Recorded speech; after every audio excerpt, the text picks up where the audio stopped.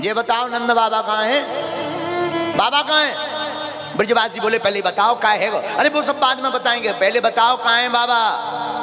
सारे ब्रजवासी बोले वो तो सब अथाई पे बैठे हैं। भागी भागी सुनंदा बहन गई, अरे भैया ओ भैया, हाँपती हुई गई। अरे बहन इतनी जोर से काहे भागती चली आ रही है, क्या बात है गई?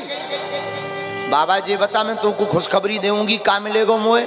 सोई नंद बाबा ने चाबी को गुच्छा निकालो, ये ले जो तुमको चाहिए सो दे ले ले, पर जी बता का है गो? अरे बाबा बधाई हो, छोरा भयो है। ओ हो सोई नंद बाबा बड़े खुश हुए, बहुत अच्छा। भागे भागे महात्माओं के पास गए, महाराज आपकी कृपा से हमारे घर पे छोरा हो गयो है, आपकी बड़ी दया बड़ी अनुकंपा। महात्मा बोले चलो बहुत अच्छा। नंदा स्व आत्मज उत्पन्ने जाता यादव महामना, आहूय विप्राण वेद ज्ञान स्नातः शुचिर्नं कृता। ब्राह्मणों को बुलवाया। एक बात यहां पर ध्यान देने योग्य, भागवत का श्लोक कहता है आहूय विप्राण वेद ज्ञान।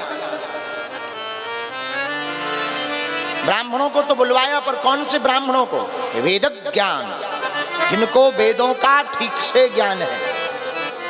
भाई ऐसा समझो, जिसकी खुद की लाइट बुझी धरी हो वो तुम्हें क्या उजाला दिखाए?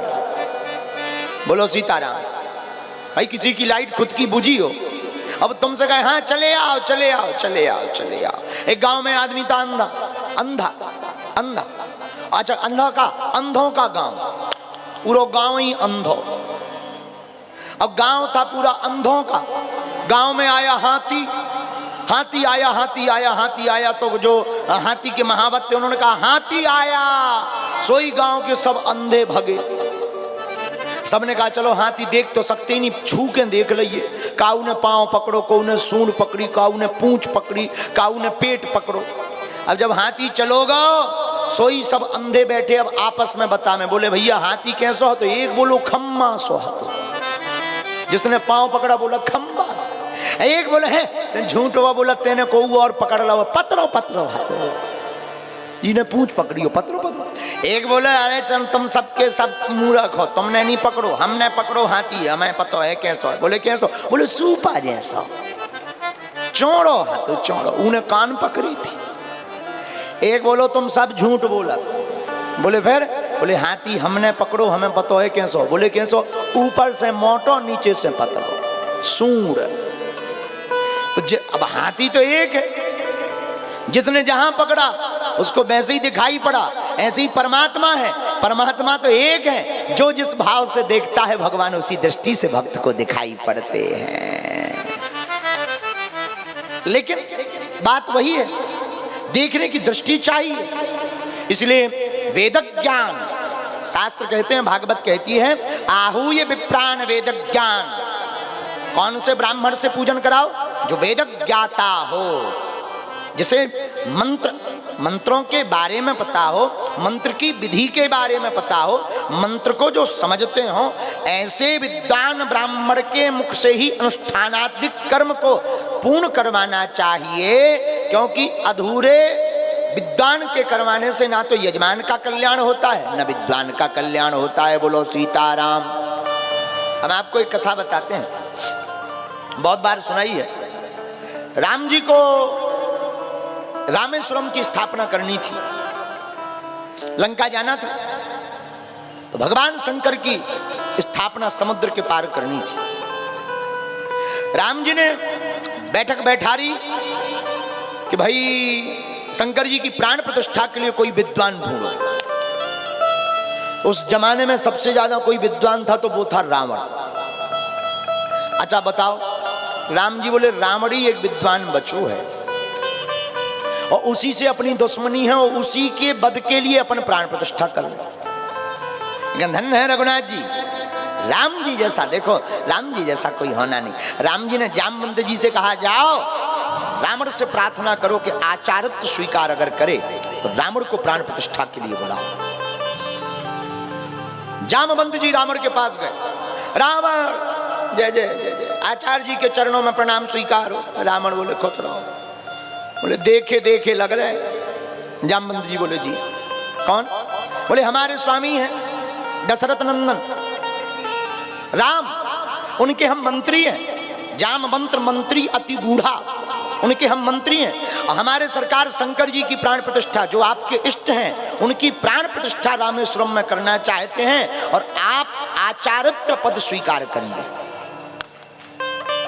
धन्य है रावण, रावण भी कम नहीं। कई बार हमें रावण की महिमा गाने में भी बड़ा मजा आता। धन्य है रावण।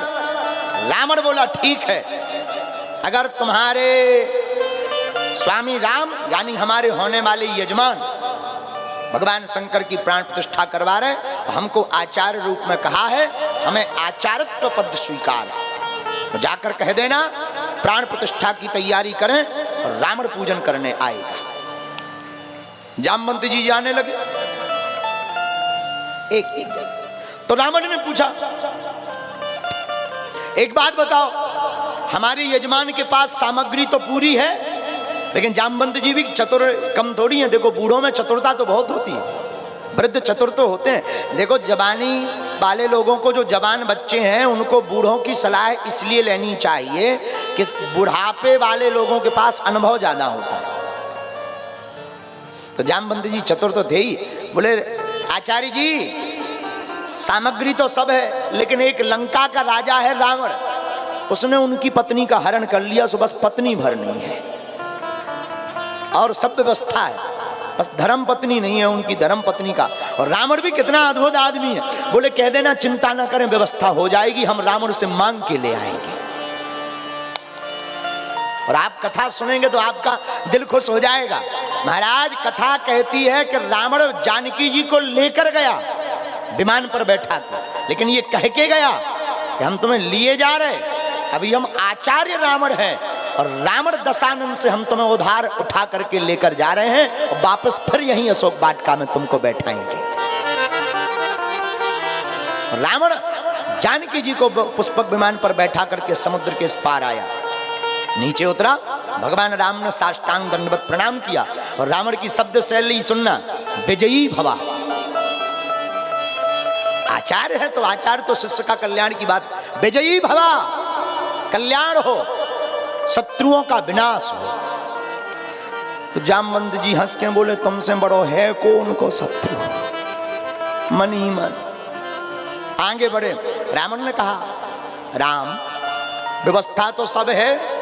राम जी हाथ जोड़ के बोले आचार्य जी व्यवस्था तो सब है, बस धर्म पत्नी नहीं, पूजन कहते हैं उनके बिना अधूरा है। रावण कहते हैं राम हम लंकाधिपति रावण से जानकी जी को उधार मांग कर लाए पूजन भर के लिए, फिर उसके कब्जे में पुनः वापस करना। पुष्पक विमान में बैठी हैं, लेकर के आओ। और राम जी ने और जानकी जी ने बैठ करके पूजन किया। भगवान महादेव को अपने हाथों से माता जानकी जी ने बनाया, राम जी ने बनाया। भगवान शंकर प्रकट भय, रावण ने पंचांग रीति के अनुसार नाम रखा रामेश्वरम। तो राम जी ने पूछा आचार्य जी इसका अर्थ क्या हुआ? बोले रामस्य ईश्वरः सा रामेश्वरः, राम के जो ईश्वर हैं वही रामेश्वरम है। उसी समय भगवान शंकर प्रकट भय, बोले नहीं रावण, राम यस्य ईश्वरः सा रामेश्वरः, राम जिनके ईश्वर हैं उनका नाम रामेश्वर है। अनुष्ठान पूरा हुआ, रघुनाथ जी ने पुनः प्रणाम किया और रावण ने फिर आशीर्वाद दिया, जाओ जो कामना के साथ तुमने प्राण प्रतिष्ठा की है वो पूरी हो, शत्रुओं का विनाश हो और विजयी भवा।